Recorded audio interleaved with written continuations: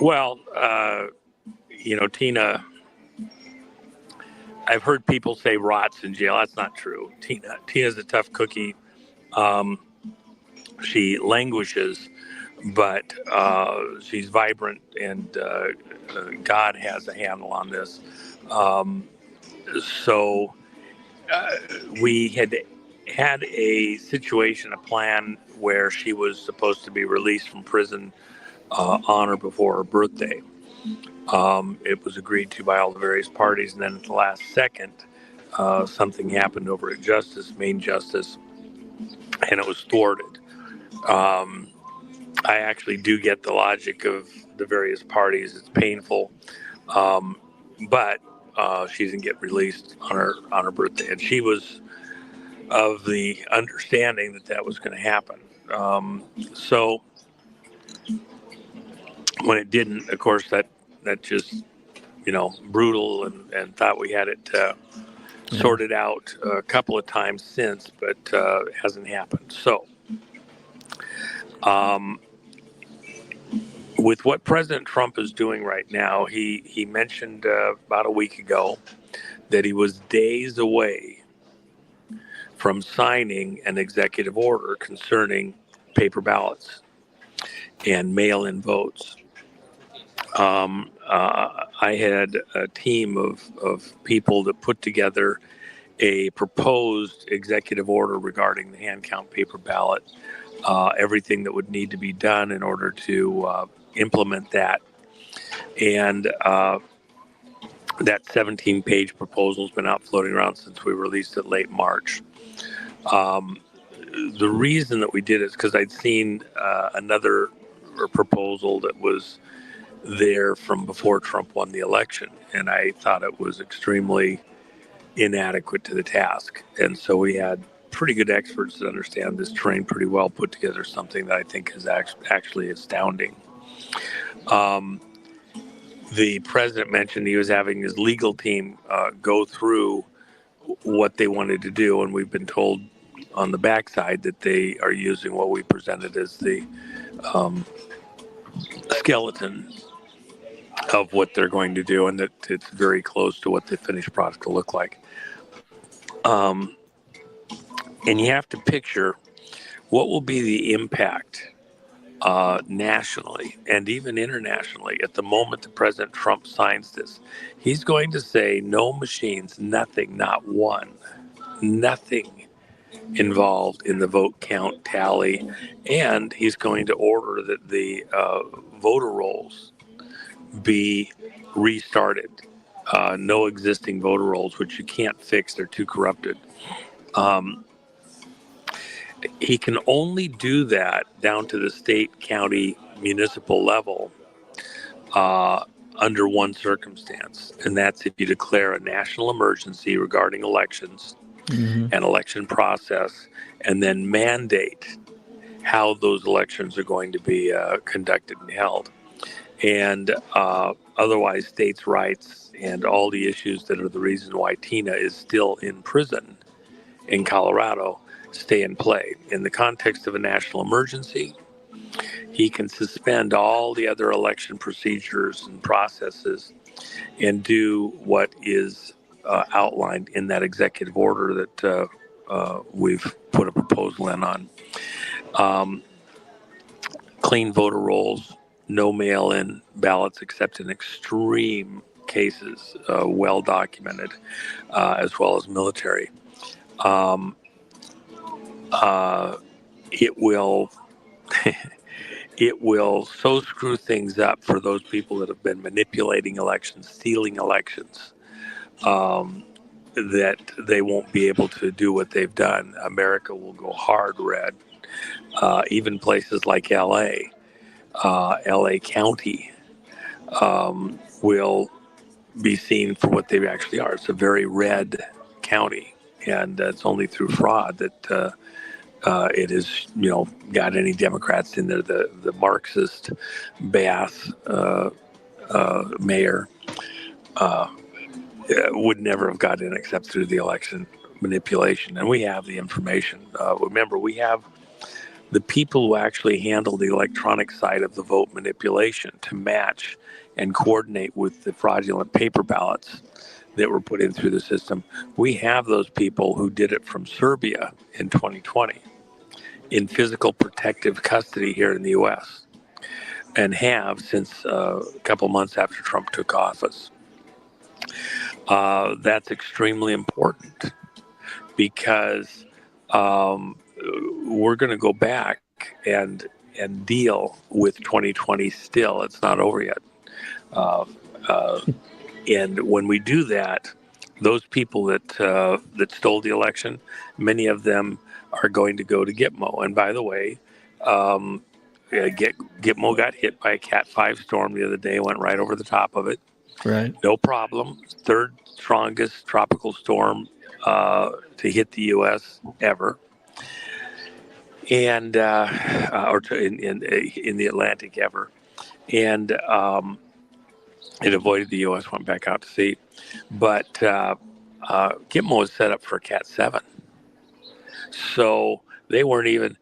They all they did is sweep the streets and polish the buildings. They're all shiny new. They'll wash them off and be right back on it. The only thing that really got hurt much was the movie theater, which is outdoors, and it has real movie theater seats and a big screen, and it got tossed around a little bit. They'll polish it off, put it back up. That's just for the guards and their families.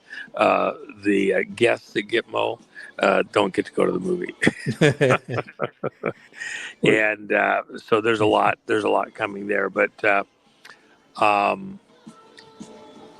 Tina, in her situation, if we can't get her out with the habeas corpus, which is the latest thing, the judge is supposed to rule on that even today, I believe. If for any reason he burbles and doesn't decide that Tina needs to be released on bail, as the executive order is issued by Trump concerning election operations for 2026, a national election emergency. Within the context of that and the stolen elections from 2020 and the actions and activities over it, Homeland Security, the various agencies, etc., Office of Director, National Intelligence, prior to Tulsi coming in, if the judge decides not to release Tina on bail, Trump can then, within the context of that national emergency, which is days away at the most, go in and take custody of Tina as an expert witness on the whistleblowing. And by the way, in her county, Mesa County, the records which she preserved before and after the trusted build by Dominion are in large measure what was used as the reference material to prove that the materials and information that the people who were taken into protective custody came into the United States, who talked about how they used their systems to manipulate elections. What Tina has is the Rosetta Stone, and we can do comparative analysis and show that this was in fact what was going on, that elections were being electronically manipulated, and a lot of that coming out of Colorado for the proofs for the rest of the country. So Tina will be a very valuable witness, and her assistance will be greatly appreciated. And within the context of a national emergency, the President Trump can then take action that normal states' rights will not, they'll be suspended in that national emergency, and you just go take custody of Tina. And I expect that's exactly what he intends and what will happen if the habeas corpus doesn't get Tina free on bail almost immediately here today. It's been noted frequently here in Georgia in the last few weeks that Trump on a couple occasions, maybe more, has mentioned specifically looking into the ballots in Fulton County, because Fulton County seems to be the one of the cruxes of the issue, one of the places that there's something being hidden, being kept under wraps. You can imagine how welcome, how amazing this next step could be to the folks that have worked so long here in Georgia to uncover this stuff, struggled and put their own welfare at stake in some cases to try to find out what happened. So this will be amazing for Georgia. Well, Joe Hoff did something over at Gateway Pundit the other day. He did a little video. He's a certified accountant, and so he does these complex accounting analysis for companies, and he's been very clear. In what has been presented in Georgia, what happened there,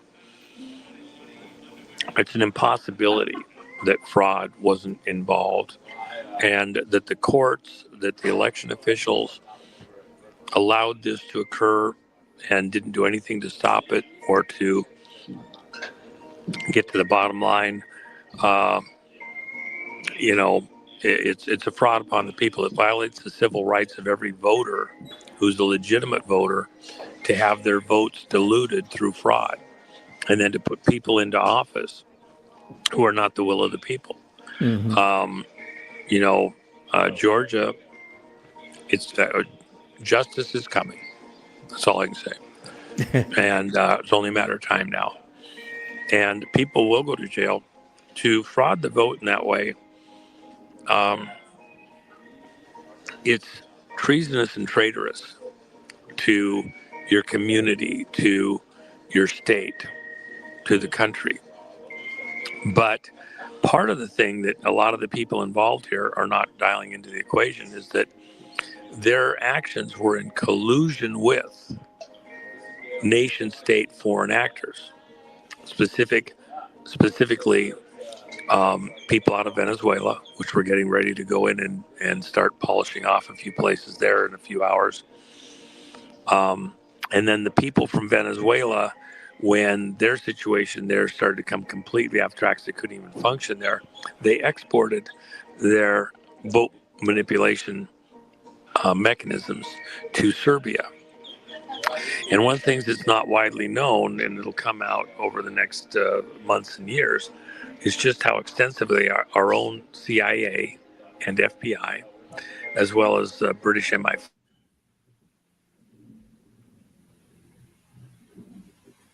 involved in what happened. In a second, I'm sending Nino a quick note. Sure. Let's see here. He's trying to reach me there. 20. There we go. All right, I apologize. No worries. He was calling, and he'd call again, interrupt our podcast. So, you had intelligence agencies colluding for a globalist objective, including U.S. citizens and agency heads. That's what'll come out. When the vote system was moved from Venezuela control system to Serbia in 2018-19, the server farm was set up there. The building that server farm was set up in was jointly owned by Brennan, our head of CIA, retired at that point in time because it was during the Trump administration, and he was CIA director during Obama, but also the wealthiest man in Serbia. They owned the building jointly, had it set up with servers, and it was used to control the election. But before the 2020 election, they had to test the system because it's a new location. Mm-hmm. So they cooked the South African election and put in Ramaphosa. And by the way, Maduro in Venezuela, the Justice Department here in the U.S., because of all of the crimes which have been uncovered that he was involved in, drug running, terror, stealing the election in Venezuela, murder and terror of the Venezuelan people.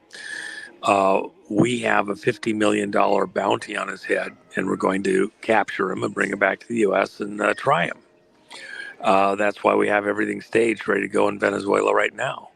And we're going to systematically pick apart their military bases.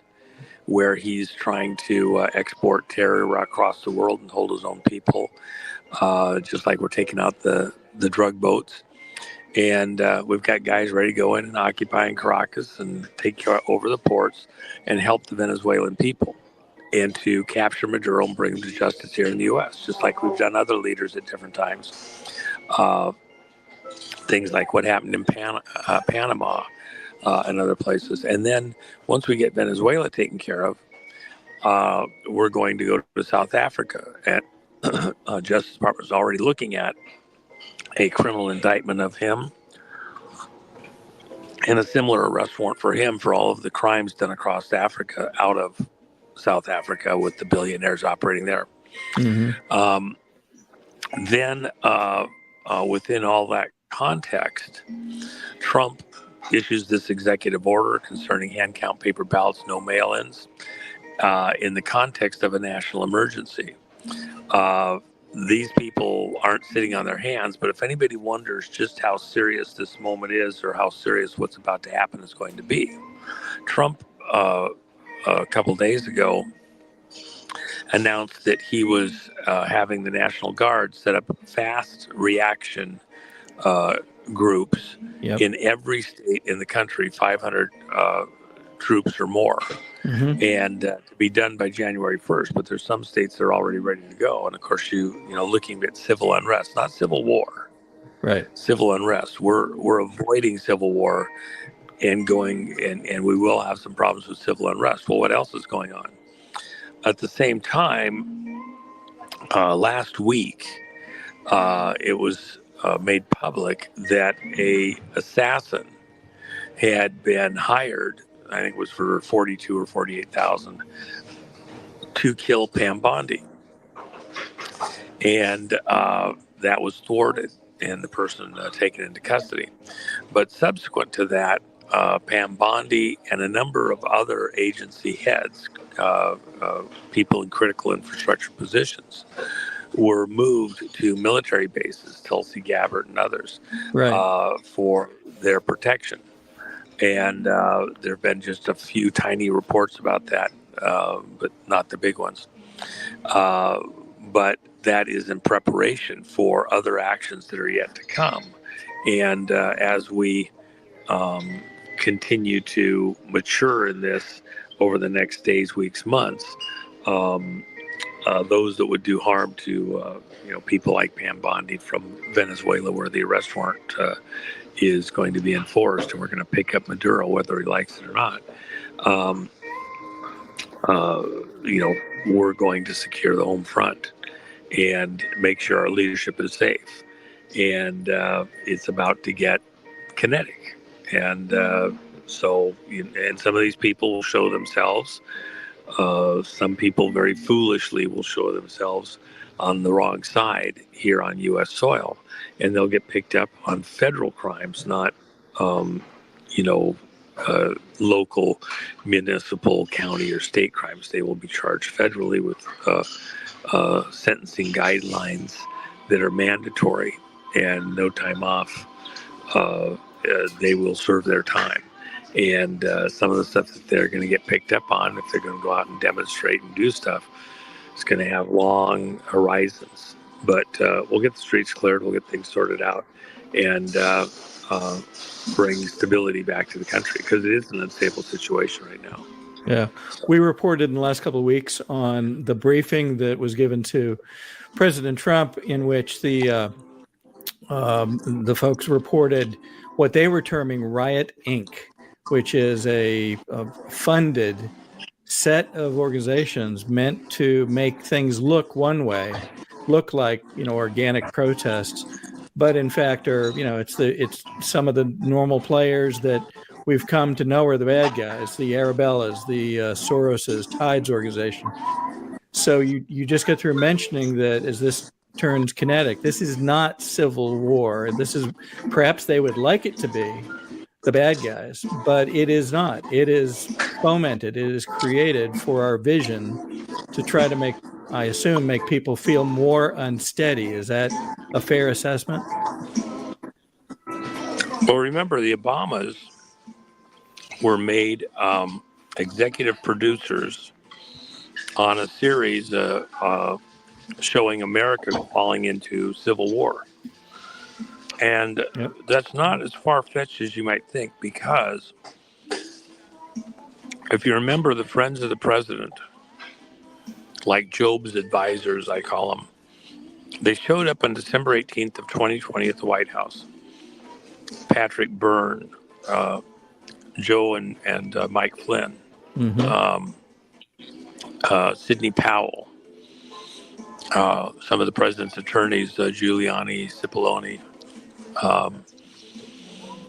and they kind of had a setup situation. They blindsided Trump, showed up at the White House, supposedly on a tour, ended up spending 5 hours talking to him and trying to convince him that because the executive order 13848 had not been complied with concerning foreign interference in the elections, Mm-hmm. and reporting to the president within 45 days of every federal election any information concerning foreign interference, Director Radcliffe of the Office of Director of National Intelligence, which is the office Tulsi holds now, did not submit that report 45 days after. 3 days earlier, on the 42nd day, he announced to media in interviews that there was agency heads inside Homeland Security who had refused to give him their work product concerning foreign interference. Therefore, he couldn't issue the report. The proper thing for him to have done would have been to provide, it's an interim report anyway, to provide what he had from the sources that were reporting to him, and then note that certain agency heads were not submitting their work product. And then immediately, within just a day or two, Congress could call those agency heads and interview them on what basis, what legal basis were they obstructing the flow of information to the President of the United States concerning foreign interference? And was that within their job description? Remember, they're not king. They just work there. They have to provide that product. It was under an executive order. Who's in charge here? And but Radcliffe didn't provide even an interim report, as he should have. And so when Congress voted on January 6th, when Trump asked Americans to be present to observe what was going on, they voted to confirm the election results with Biden being the president without any information on whether or not there was foreign interference. Now we know. We're learning more by the hour about the foreign interference that put Biden into office and the cabal behind that, the election fraud behind that. So with that in mind, we're now entering a phase where we're going to move into arrests of those people that stole the 2020 election from inside our own government, collusively with foreign governments, working with them and their agents.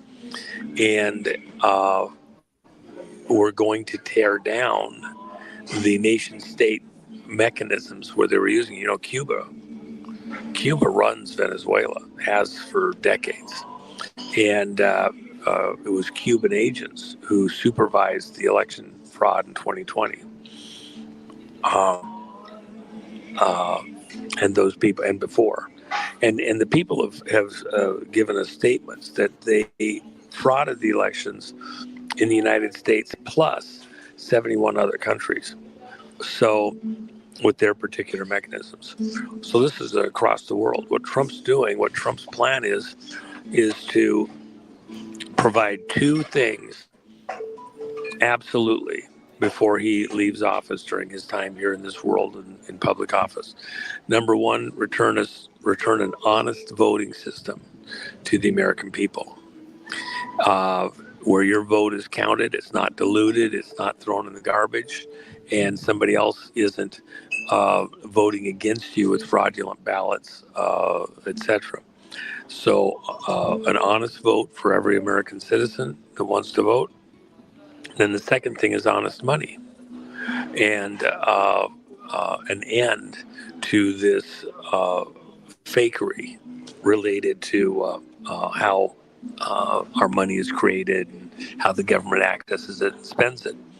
So that's this war between the Treasury and the Federal Reserve, which is a globalist operation, international Federal Reserve System, Yep. run out of the city of London, the banks there. So, and part of that, and this is why some of the imagery, that Sheila brings up is so important. When you go to the Faith Monument, it has four sides to it. And the one side that I think is the most important in this part of this operation, all four are beautiful, have important messages, but the foot on the neck and head of the tyrant with a crown on its head, the lion, the emblem of the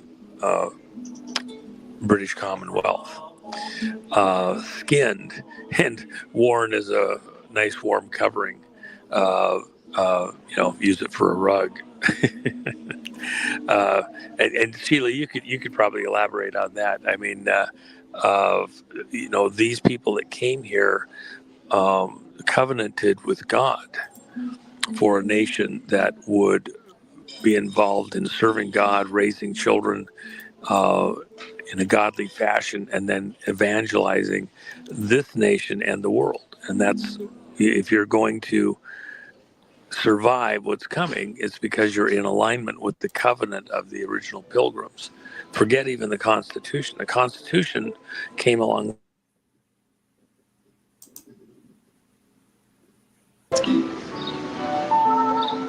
So, anything you want to add to that, Sheila? You were cut off after Constitution, so I don't know if we missed part. Well, I apologize. I got calls coming in that are kind of screwing with me, and it mutes me out when they come in. So I apologize. Mm-hmm. Yeah, we got into the depth yesterday of the 1607 First Landing because I've been judged repeatedly that I'm not cooperative with the 1607 First Landing. And I said, well, they came a long time after Christopher Columbus. And in the First Landing, we put the declaration out that people have been reading and praying over each day. I found out throughout the Midwest, people are bringing it into the Bible studies and declaring it and praying over it again. And it connects us right with England. And the thing that was key for the Pilgrims was to be separate and set apart in this world. And they had grooming of the children. The fathers who were teaching the children to say the Lord's Prayer in English, once William Tyndale transcribed the Bible into English and smuggled it back into England, they were burning the fathers in oil and keeping the women and the children for themselves. And none of this that we're experiencing right now in America is brand new. Everybody thinks that this is so shocking what's happening in America, but the Pilgrims already knew. And for all these years, I've said the Civil War soldiers knew. And then I found the Civil War Soldier Monument that was built in 1865. They laid the cornerstone, and it was up in 1869, 20 years before the Faith Monument. But you can tell all those believing people who made it out of concrete and got it up immediately, they knew the exact form of the Faith Monument. And there we are. There's both of those monuments that you're each referring to. If you want to comment on those, Sheila. Well, I was honored to have Juan with us when the first time I ever set my foot on the soil of the Faith Monument. It was so emotional, and they'd had a full immersion baptism ceremony the day before, and a dog was baptized with the owner. And every time the dog heard people talking instead of listening about the Faith Monument, the dog walked up to the people and barked at the people. That's the difference when you're tight with the Father and you're not tight with the Father, even when your dog is. But this is what Juan was talking about as the man of liberty. And the man of liberty is actually sitting on the head of the lion. You can see that on the right. And on the left, he's got the limp paw up over his right shoulder, and he's got the whole pelt wrapped around him with the paw on his, one of the four paws on his left arm. And then the humor is that those stand-up lion structures are also the Rothschilds and the Rockefellers. And they're both positioned on the sides of the menorah on the Israel flag before they went to the double triangles that they're under now. And so it's so significant because he's also got his foot on the word tyranny above. And then that's what Juan was showing you down below, where you see the guy, the side panel, where he's putting his foot on the neck of a man who Oh yeah, happens let to me be wearing a do that one crown, more time. because they're not that famous. Yeah, The you can see man, the words tyranny there on the right hand panel. and that's where he's got his foot on that, and then he's on the side panel, he's got his foot on the neck of a man, because these kings were made these famous people, but they all got their position by identity theft, the same thing that's happened to us in America. And so that's the difference between what the Pilgrims brought was to be separate and set apart from the world. Everything they brought was based on scripture, and to know the scripture, because it just was translated in 1535. They burned Tyndale and all of his men at the stake, and 3 years later it was released by Cloverdale because they had to make some changes to it. And that's what the Pilgrims had, and for them to put that together and form those 4 pillars on how to raise a child it's genius. To tell you the truth, it's genius. And now to call it a national monument to the forefathers, when the name of the monument is right under the woman faith, and she's holding a Bible and pointing to heaven. And that's what the president keeps telling us. You keep calling me the boss. I'm not the boss. He's the boss. And I'm not the most popular one. Christ is. And so he's been very clear. People keep thinking, and that's why I love when they've done these no By kings. the way, that raids. is the largest. Yeah. I'm sorry. The Faith Monument is the largest stone monument in America. And while we were there a few months ago, they were doing a restoration on it. I was so happy to see it. Company was in restoring it, securing everything, regrouting places needed it. So we expect it to be around for a very long time. And I'm so glad you mentioned that one, because the tallest granite monument in America, and what they were proclaiming about the Georgia Guidestones at 19 feet. And if you could see, people who are 6 or more than 6 feet tall don't even come up to the bottom first section that you see. And so everybody looks miniature compared to this 81-foot granite monument.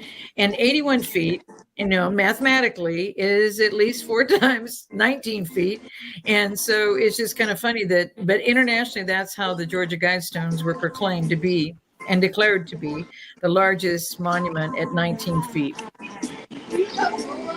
So as we get into these coming days, weeks, months, longer, if we need to, if I understood correctly, part of this implies that those who cooperated may in fact find themselves part of those charged in these things. Is that correct? Is that Yeah, because they, just because you drove the getaway car and didn't go into the bank doesn't mean that you're not equally guilty with those who perpetrated the main part of the crime. Y'all go to jail together. And if, a murder's involved, y'all get charged with murder. You all participate in the same collusive event. These people used the COVID shot and disease, everything as cover for their operations to steal the election. That's what you had to remember. That's interesting timing, too, because I believe it was just today or yesterday, Tulsi Gabbard announced that they are opening a very significant probe into Dr. Fauci's choices and actions with regard to funding gain-of-function research and his testimony in front of Congress, both of which are going to be deeply in question. And, it makes me think, as I think back, what will the American public come to realize when things become more clear that this was in fact created to cause certain actions and prevent others, to facilitate all this. I mean, people have been harmed. Children have been harmed in many ways by these actions. It's horrific. Doesn't really quite cover it. tens of thousands or even up to millions died because of the cover story event, the COVID, which got us to drop boxes and remote voting and mail in and all that in this election crisis during the COVID operations around the world. So we're not done with that. There's much to be revealed, exposed, and we're going to the next several years after Trump announces his hand count paper ballot, no mail-ins operation. Thank you. Is there any salt and pepper? For what's got to happen to correct our election process, get honest elections, and then the other thing everybody here needs to be aware of it: honest money. Let me digress to a different subject here with the money. Don't be fooled with what's happening right now. The reality is, while you see gyrations in the metals and everything else, there's been a steady march up in price with the gold and silver. And the reason is because the paper money and the paper gold and silver contracts are going south, and it's the physical silver, physical gold. You see people, they trade an agreement to get gold for somebody, and they do what's called a contract. And those contracts are not just hundreds, but thousands of times more than the actual underlying physical gold and silver. Right. As things progress, it's going to be a matter of people wanting the actual physical gold and silver, and that's coming. And that's why the price is edging up, and they're forcing it down as best they can with manipulation in the markets. But the price is going higher. Silver, if you priced it back in the late 70s when the Hunt brothers tried to corner the silver market, it reached 50 then and then came down radically. And that was because they were trying to own, they understood the value of it for industrial and all that. There we go. And they wanted to corner the market at a higher price. If you were to price silver today, based on what that price was then, the value would be arguably on the low side 4 times higher, and probably more like 6 or 7 times higher.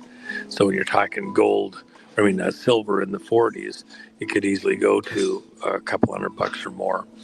And it's not so much that people would buy gold or silver because they want to cut a fat hog, okay? It's because they want to preserve their wealth. The way to look at it isn't that gold and silver are going up. At a technical level, they're not. Trump going back to gold and silver treasury issued currency and or receipts. Remember John Kennedy, President Kennedy, he issued silver certificates out of the treasury during his presidency. And we had Kennedy half dollars that were solid silver, 999. When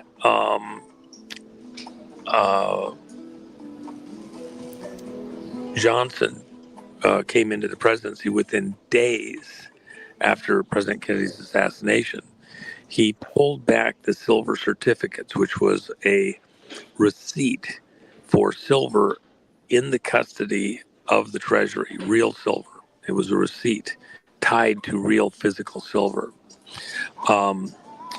Trump's going to do something similar to that. Not just within the vault reserves, but in the ground reserves with a time component. With that in mind and where this is going, think of the gold and silver as having real value, a set price. It's not actually moving. What's moving is the value of the dollars or whatever other currency you might use, including crypto, by the way.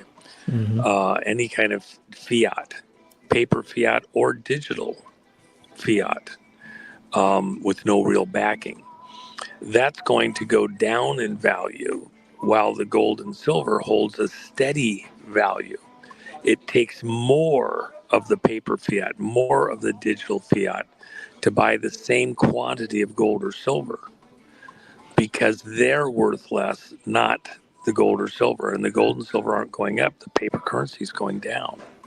When you understand that, when you see that, when you're switching, remember the Constitution only recognizes currency as gold and silver coin minted by the U.S. Treasury within certain very precise guidelines for value and purity.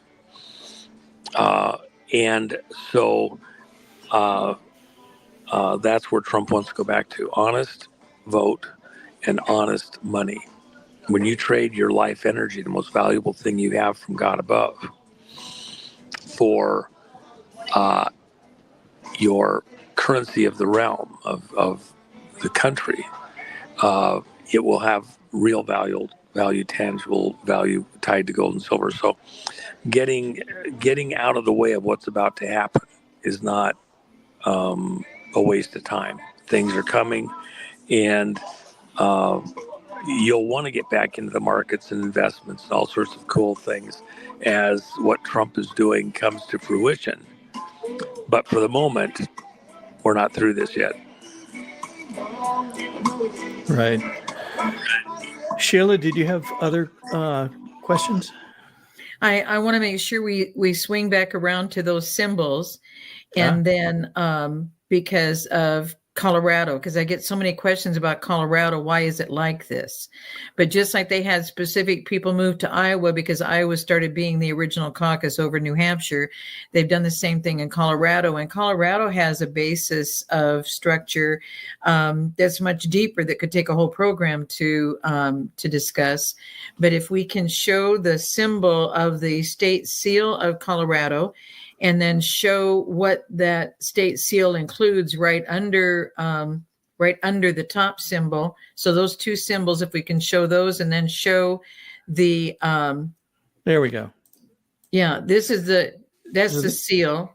So this is one of the reasons we brought this up, was because Jenna Griswold's comments regarding Tina, and then a couple of astute folks posted this, so we looked deeper into it, and there is the Colorado state seal, and up at the top you see the Eye of Providence.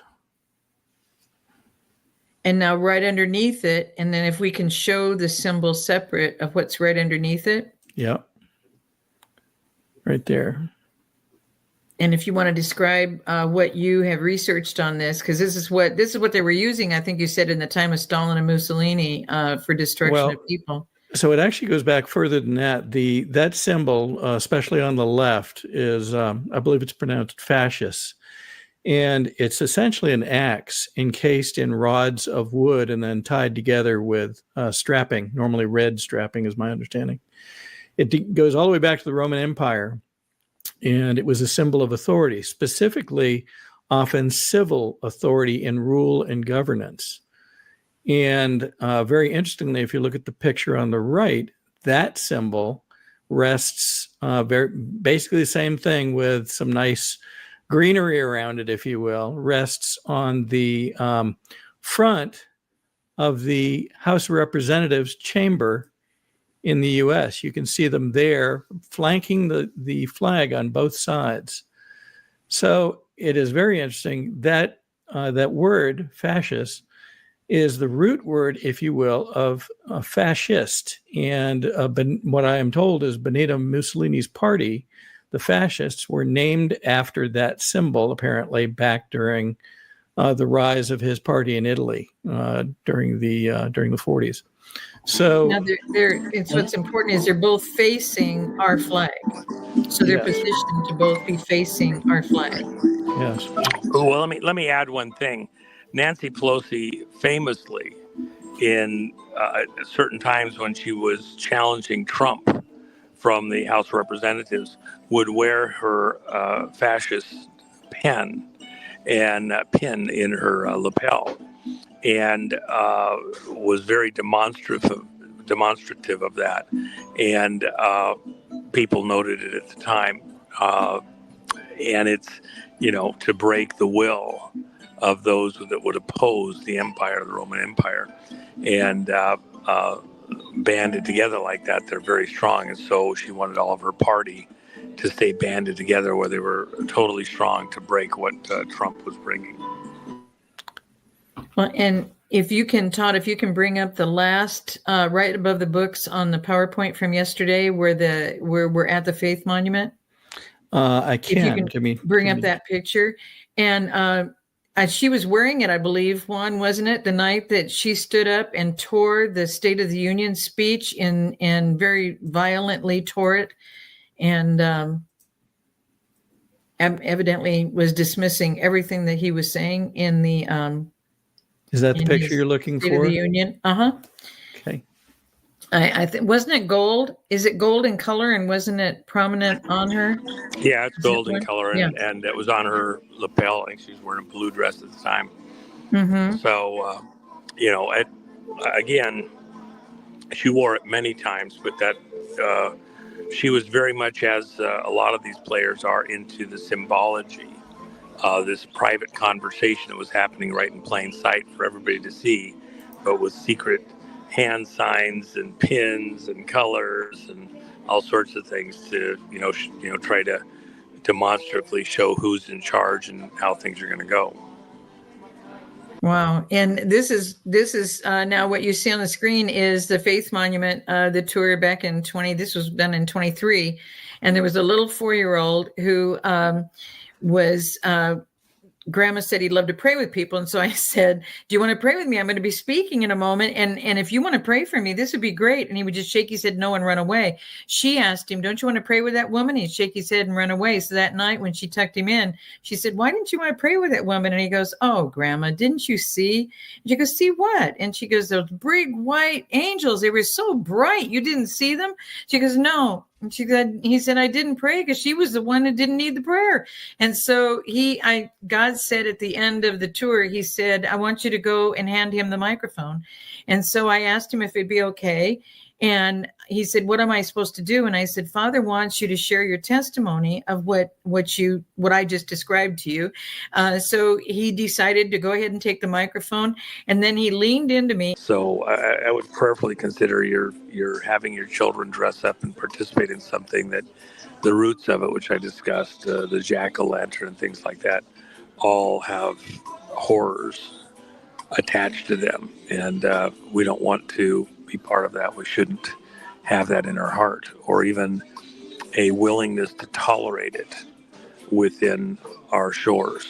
And so we need to, prayerfully consider what we're doing. So, folks, I've got to fly. There's something Jennifer put up a package. I think it's in there today on something special she had over at thejennifermac.com.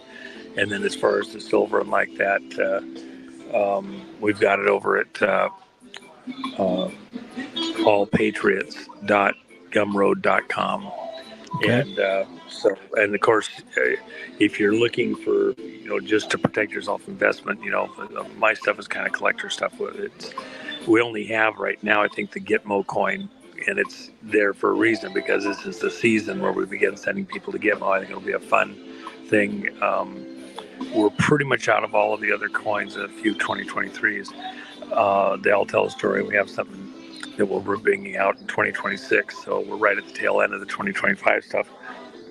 But if you're trying to invest for, totally to protect yourself and doing significant quantities, bag silver or junk silver, which is U.S. coin, minted by the U.S. Treasury, pre-64 silver dimes, dollars, half dollars, etc., is probably your best investment, because it's a known quantity, doesn't have to be remelted to verify that it's pure, like bars do and things like that.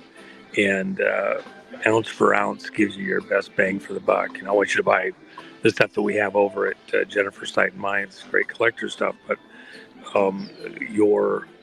if you're trying to protect your nest egg, that is probably the best buy, and will continue to be. I believe it's going to go radically higher, because the paper fiat dollars are going to go down. And as Trump issues the new gold and silver-backed currencies, your silver will be right on par with that, and so you'll be holding your values. So I've got to fly. I've got to catch a plane. I appreciate all of you, and we will talk again soon, I hope.